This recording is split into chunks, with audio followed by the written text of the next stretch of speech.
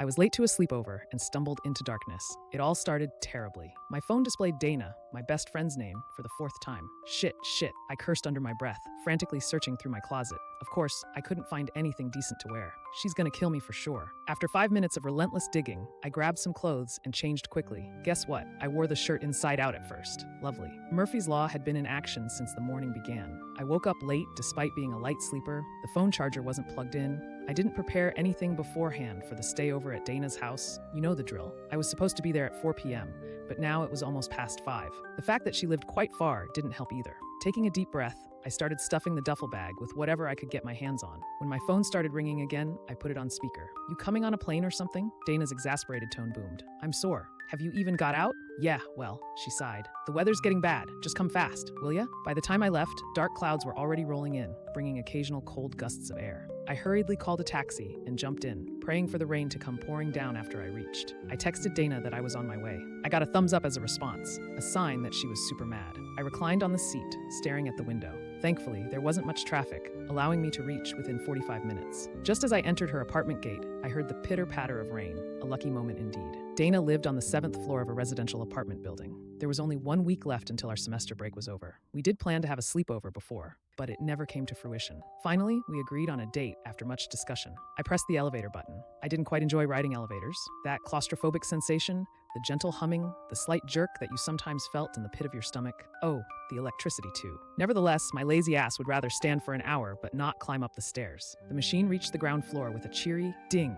I went in, suddenly feeling a bit nervous. The 7th floor button lit up, and with a quick thump, the elevator began to ascend. The interior had mirrored walls with a green carpeted floor. The lack of handrails made it a bit risky though. I fixed my hair and waited for the door to open. Instead of stopping at the designated floor, it kept going up. The hell? The display flashed level 9. The apartment only had 8 floors. I frantically pressed the emergency button to no avail. My phone showed no signal at all. My brain couldn't register what was happening. How was this even possible? With shaking hands, I tried to call Dana, despite knowing it wouldn't work.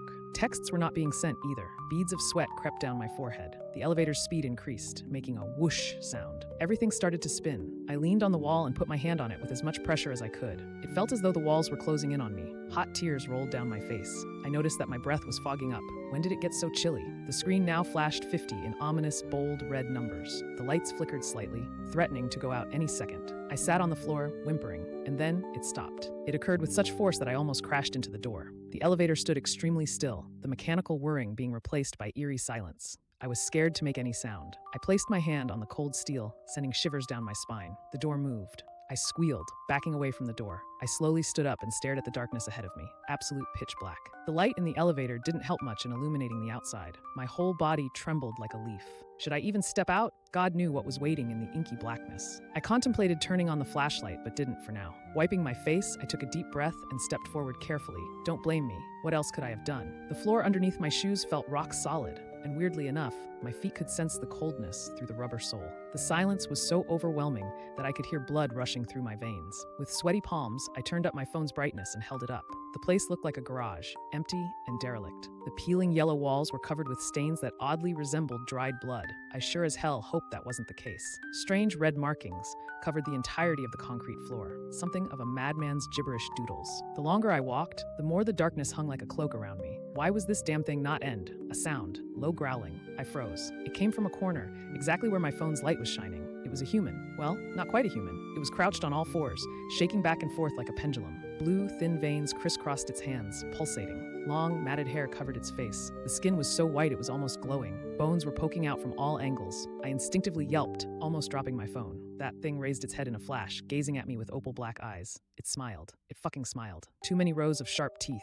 No nose. It convulsed violently, producing a loud, screeching noise. I noped the hell out of there and started sprinting. The faint outline of the elevator seemed 1,000 miles away, now radiating a crimson aura. I could hear that thing running just behind me, accompanied by a metallic, wet sound, its hot breath tickling my ankles. I didn't want to imagine what would happen to me if it caught me. Suddenly, I heard a ding! The elevator doors made a slight movement. My legs felt like lead, waiting to collapse any moment. The air tasted sour in my mouth. Every cell in my body screamed to get away from that thing. 3.